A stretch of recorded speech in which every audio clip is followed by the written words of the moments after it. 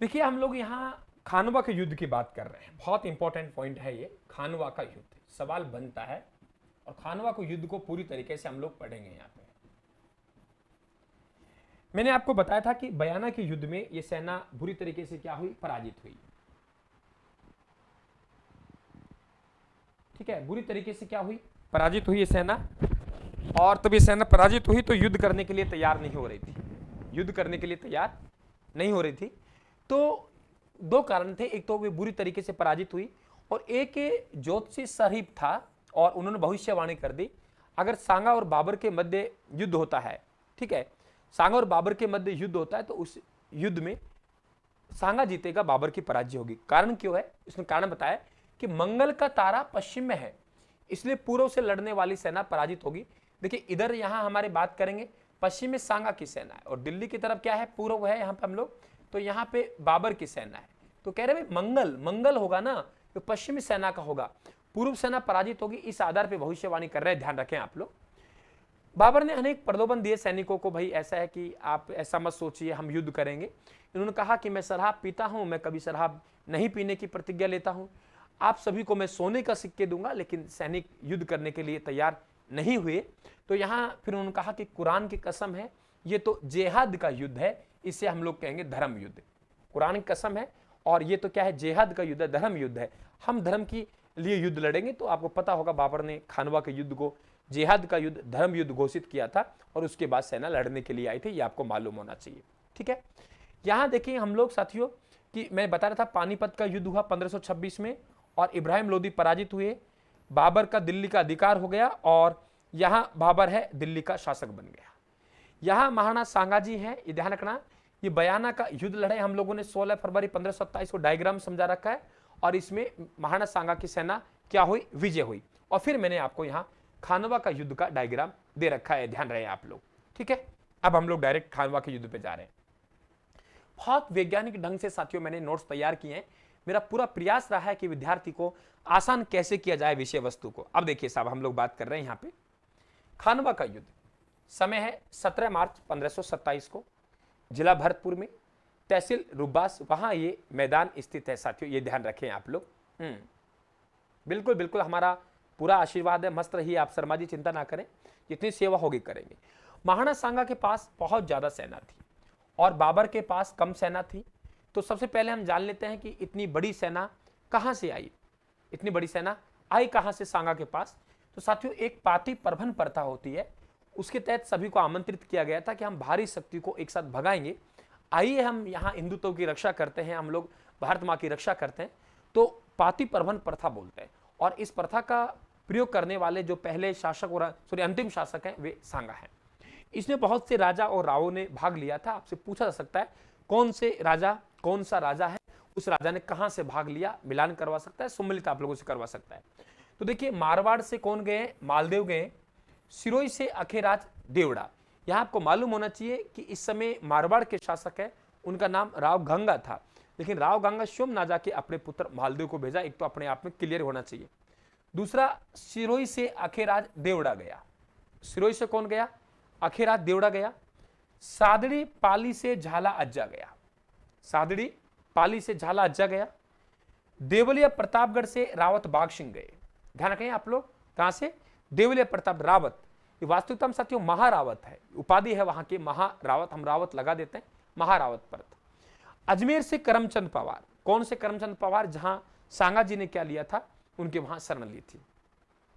बूंदी से नारायण दास हाड़ा, बूंदी से कौन गए, नारायण दास हाड़ा, यह भी आपको पता होना चाहिए। आमेर से पृथ्वीराज गए, बीकानेर से कल्याणमल, यह भी वेरी इंपॉर्टेंट क्वेश्चन है कि जो बीकानेर के शासक थे वे राव जैतसी थे, लेकिन राव जैतसी स्वयं ना जाके अपने पुत्र कल्याणमल को भेजा, इंपॉर्टेंट क्वेश्चन है। इसके बाद जगनेर से अशोक परमार गया, वही अशोक परमार जी आपको मालूम होगा जो जिन्हें उपरमाल की जागीर उपहार में मिलती है। मेवात से असन खां मेवाती, इस युद्ध के जो सेनापति थे मित्रों वे असन खां मेवाती थे और मेड़ता से वीरमदेव मेड़तिया गए। तो हमारे पास यहाँ विद्वानों ने कहा है कि बाबर और महाराणा सांगा की सेना का अनुपात 1:2 था, फिर भी हम युद्ध हार गए। मैं पहले भी कहता हूँ आप लोग जो भी पढ़े विद्यार्थियों वे व्यवस्थित पढ़ें और ढंग से पढ़ें आप लोग।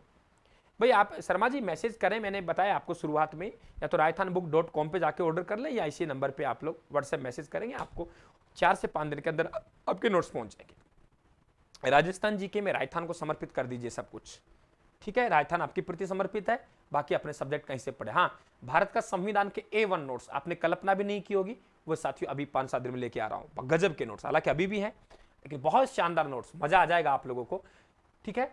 तो यहां हम कहते हैं भाई इतनी बड़ी सेना होने के बावजूद भी हम पराजित कैसे हो गए, पहला सवाल तो यह बनता है।